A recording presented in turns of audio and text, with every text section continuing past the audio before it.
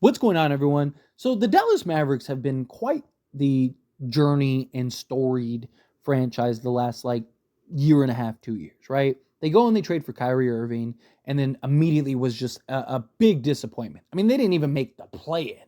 Was a total disaster, right? And then there's just a lot of talks like, oh, they made a mistake. They need to trade Kyrie. They need to do this, that, and the other. Luka, he's gonna want out, right? And it's just this dumpster fire almost. And then Dallas goes and they get into the season and still a little clunky, right? And it's just like, Dallas, yeah, they're not winning anything. They don't look very good, right? And then all of a sudden, Kyrie and Luka started having a little bit, okay, there's these moments where looks like, all right, like they might have something here. But you look at the data and you look at just even the eye test at times, Dallas was actually better with Kyrie on the floor and not Luka than they were with Luka and not Kyrie. Like, it was just like, man, can these two work? Can these two figure it out? And even to an extent, there is still that question, right? Dallas did end up ultimately making it to the NBA Finals.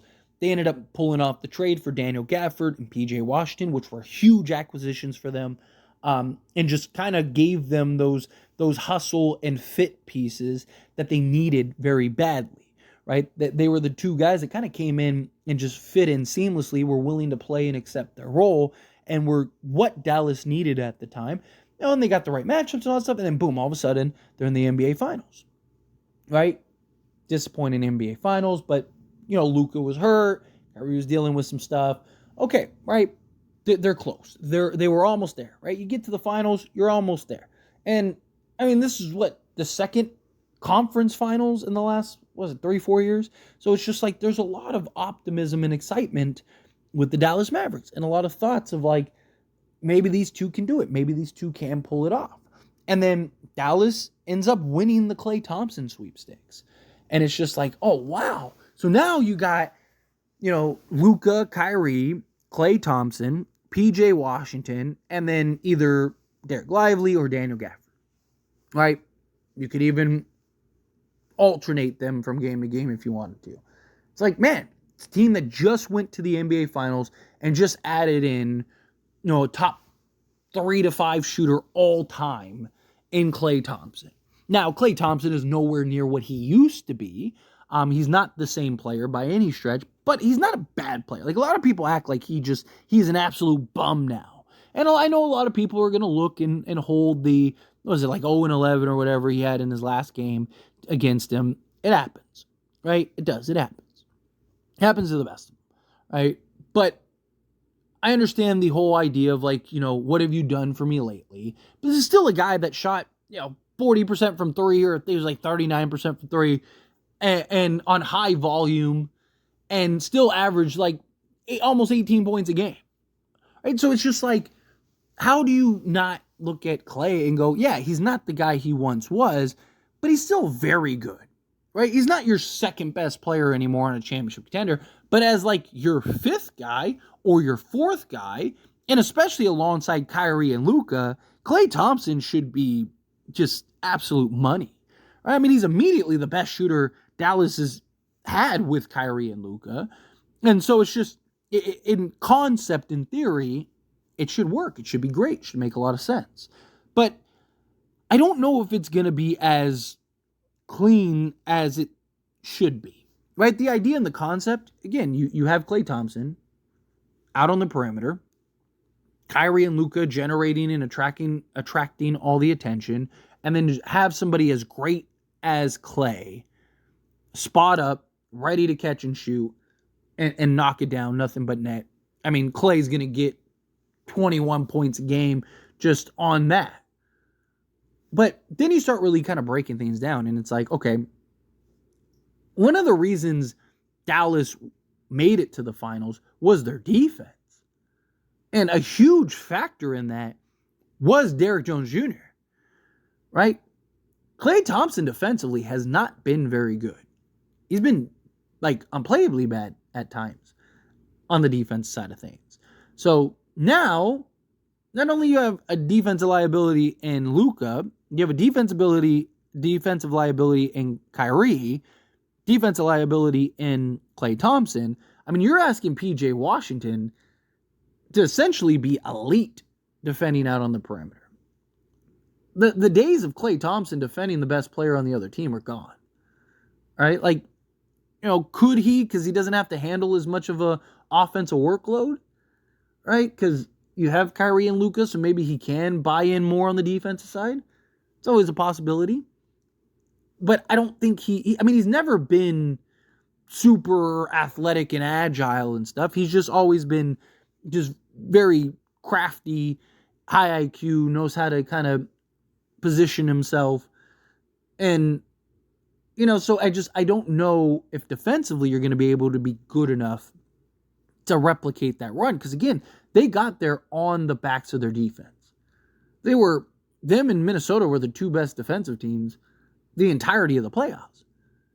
And that's what got them there. It wasn't necessarily their offense. Their offense at times had their struggles. Right? So Klay, again, in theory, should make their offense better. But here's the other thing. And this might actually be the biggest thing. Based on the type of offense that Dallas ran last year, Klay Thompson makes 0 sense. Klay Thompson is best as a movement shooter, off the dribble, off of the screen and pass, or screen and handoff, and he's kind of coming off the curl and boom, rises up, or, he's just kind of, like Luka and Kyrie can kind of be, dribbling and doing the thing, and Klay just kind of moving around and making all these cuts, and then eventually gets open and boom, splash, right?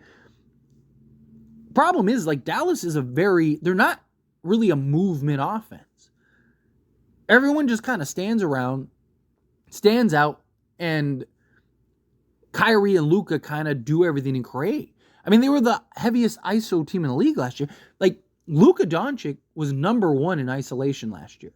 Number 4 was Kyrie Irving. So Kyrie and Luka were literally top 4 in isolation last season. So you add that in as another kind of point of, like, can this work type thing? All right, like, now look, you can always switch up your offense. You can always change things. Right now that you have somebody as good as Klay, where the other guys were just, they were better on just the catch and shoot, kind of just stand still shot, right? Rather than where Klay is, again, he's better as a movement shooter. So maybe Dallas with Klay, maybe they do change up the offense. It's always a possibility. Right? Jason Kidd, I think, is a good coach. I think he's going to recognize that, like, hey, Klay is best used this way, so we need to kind of make an offense that really maximizes Klay's ability. But the real question, of course, I want to hear your guys' thoughts and opinions down in the comments below. The real question is, like, how much better does Klay make Dallas? Now, one can argue, unless Dallas wins the championship, not better at all, because they were just in the NBA Finals, right? If they don't make the NBA Finals, then that means they're worse.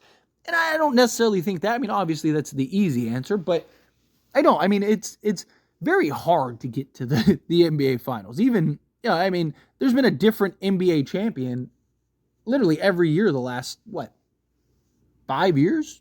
Something like that. So it's just, I don't know if that is necessarily like the easiest barometer, right? But I don't know.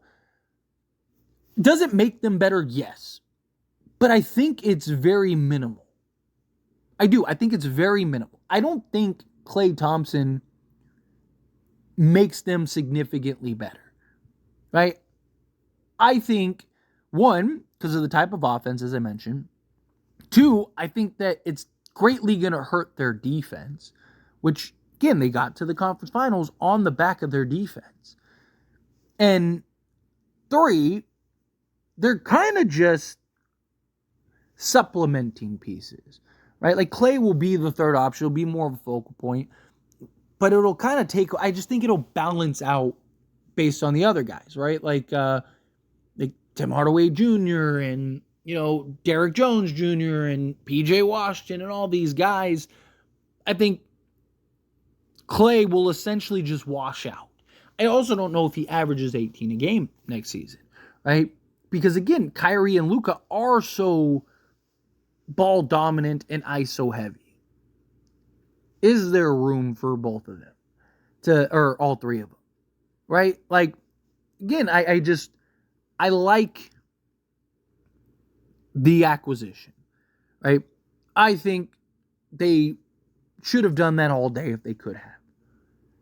But as your starting three, I don't know if that's really, I could see that changing at some point, right? Like, I think you need to have that better defensive injection, and then you kind of just have Klay replace either Luka or Kyrie off the bench, right? So, let's say you start with, starting five, Klay is the sixth man off the bench, right? Insert whatever starting five you want, right? And then I think you go and, okay, we're going to put Kyrie at the point, and then Luka is going to go to the bench and get some rest. Okay, perfect. I think then you bring in Klay and you slot him at the 2, right? Okay, Kyrie is going to go to the bench and is going to, get some rest, and we're going to slide Luka to the point again.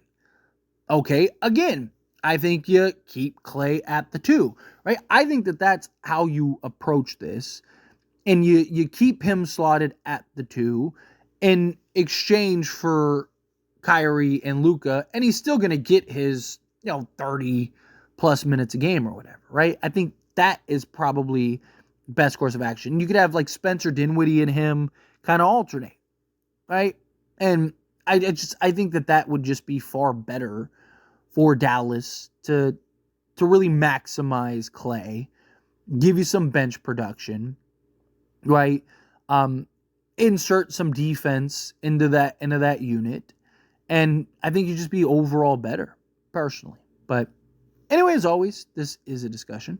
I pass the question on to you. Let me know your thoughts and opinions down in the comments below. What do you think? How do you feel? What are your thoughts? How much better do you think that he makes the Dallas Mavericks? Do you think a lot, a little, not very much?